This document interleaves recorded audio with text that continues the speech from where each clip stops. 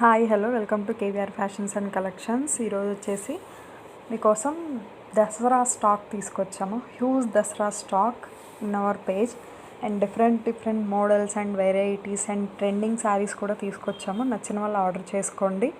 And రోజుకొక video ఇన్స్టాగ్రామ్లో post చేస్తూ ఉంటాము. ఆర్ ఇఫ్ ఎనీవన్ ఇంట్రెస్టెడ్ బయోలో వాట్సాప్ గ్రూప్ లింక్ ఉంటుంది.